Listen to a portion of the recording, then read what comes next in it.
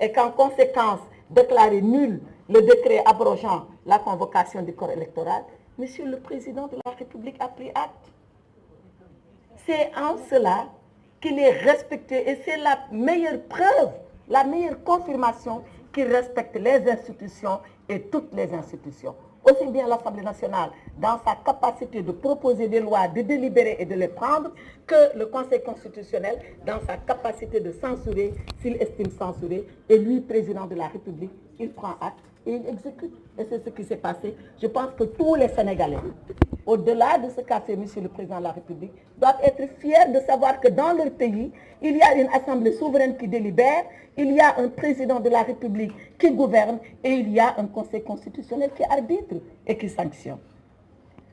Sur la question de M. Diawara,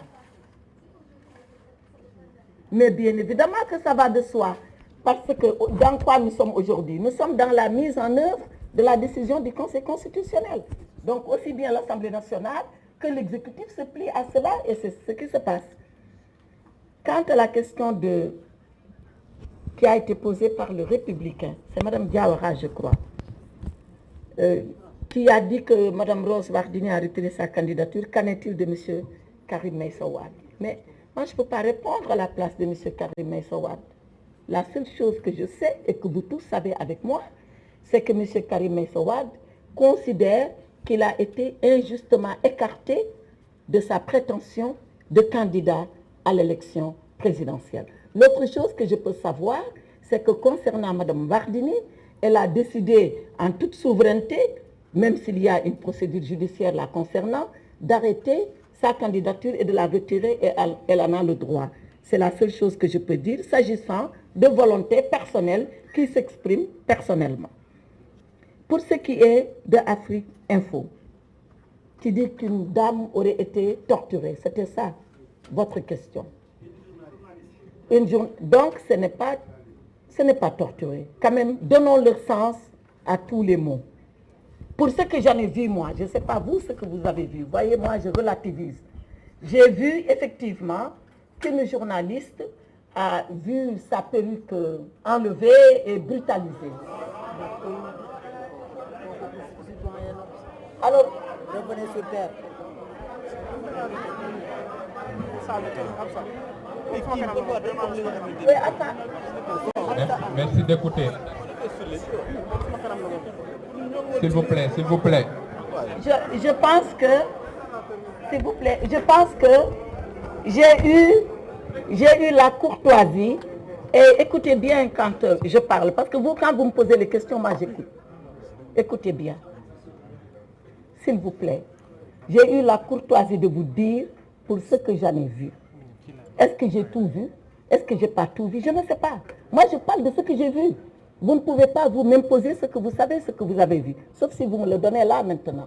Moi, ce que j'ai vu, parce que c'est des images qui ont circulé, j'ai vu qu'il y avait une jeune femme, journaliste, je suis d'accord avec vous, qui a été violentée parce qu'on a tiré sa perruque et on l'a poussée dans un car de police. C'est ce que j'ai vu.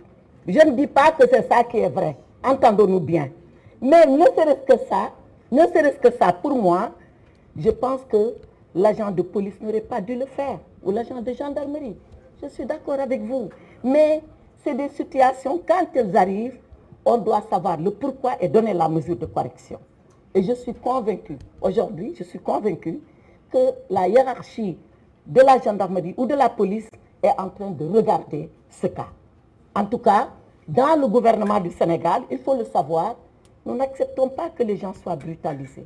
Encore moins des journalistes, on peut s'entendre là-dessus. Vous venez avec vos badges, vous venez avec vos gilets de journalistes et on vous laisse faire votre travail. Maintenant, il arrive de temps en temps qu'il y ait des incidents. Ce n'est pas la première fois.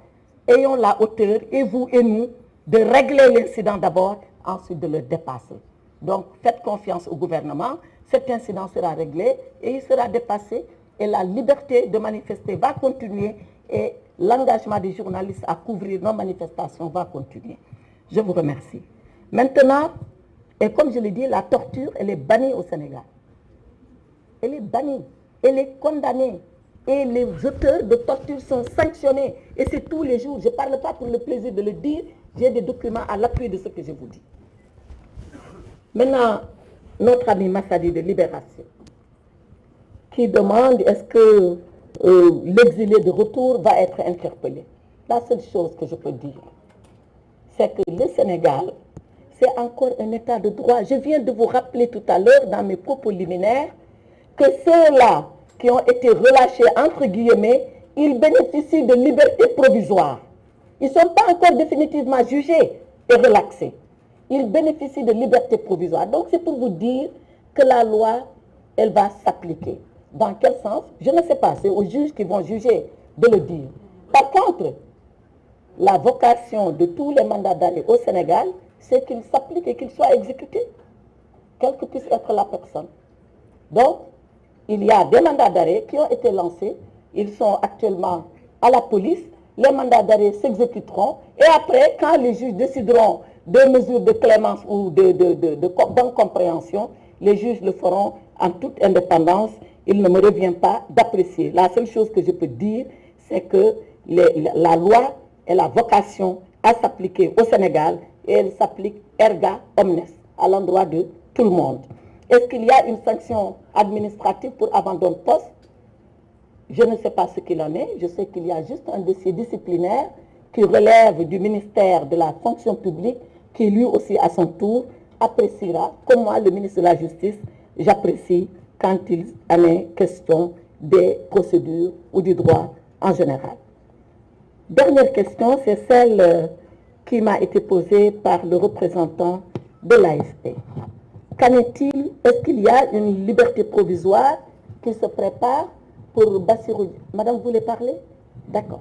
Pour Bassirou Diomaye Faye et pour M. Ousmane Sonko. La seule chose que je peux dire les concernant, c'est que ce que nous sommes en train de faire, comme je l'ai dit, on ne le fait pas de façon massive comme ça, pour notre bon vouloir ou à la tête du client.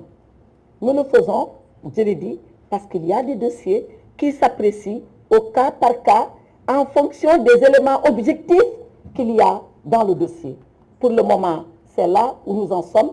Est-ce que nous aurons encore un autre lot de dossiers à apprécier objectivement et à voir ce que nous allons faire? Certainement que oui. Mais quand je dis oui, ça ne veut pas dire libération de tout le monde, ça veut dire encore libération au cas par cas. Tout est possible selon la loi, tout est possible selon la procédure, tout est possible selon les éléments qui figurent au dossier. Voilà, je pense avoir répondu aux 5 premières questions. Ils sont combien? Non, vous demandez la parole et on vous la donne et vous posez la question. On va prendre le deuxième lot de 5 questions.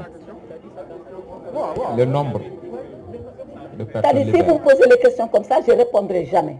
Il vaut mieux vous inscrire ici et puis... Mais il a posé la question. Madame le garde des Sceaux. Ah, le nombre de détenus libérés. Ouais.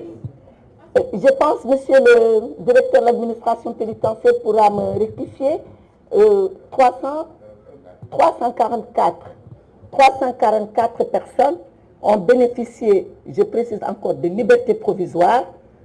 Il en reste à peu près 272, puisque c'était 500 et quelques qui étaient sous ces conditions. En tout cas, ici à Dakar, je ne parle pas des régions, où la même chose est en train d'être faite. C'est-à-dire, examen au cas par cas, est-ce que les conditions sont requises pour une liberté provisoire et demander au procureur de demander la mesure au juge d'instruction qui, s'il l'accepte, mettra en œuvre.